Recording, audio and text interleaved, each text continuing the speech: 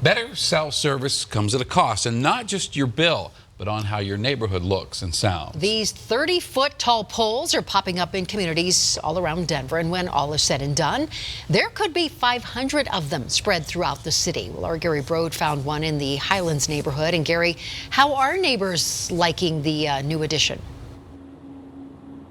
Some not so much. This is one of about 12 just in this Highlands neighborhood. And right now you may be hearing the car engine running.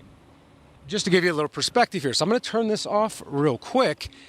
You could still hear, though, that buzzing sound because it's coming from this transmitter right here. And one neighbor in this area says he hears it all night long.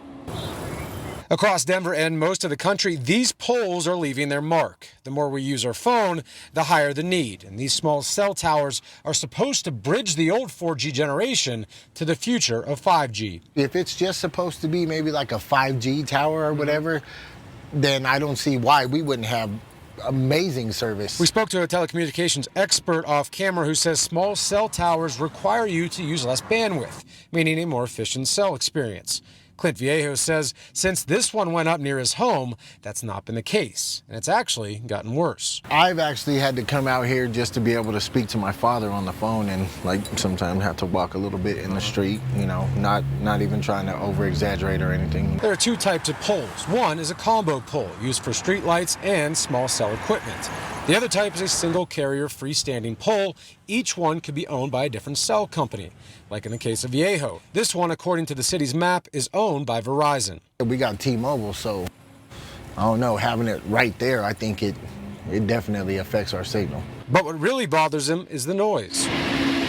He says it's a sound that seems to get louder throughout the night. I always come outside when I'm in the bathroom or in the backyard, and I'll look like if the van is on or if the car is on. I just, you know, because it does. It sounds like one of the cars is on. You can still hear the buzzing right now. More than 300, the city says, have been approved at this point. Over 160 have already been placed. More than 200 are still pending approval. Reporting live here in Highlands, Gary Brode, Denver 7.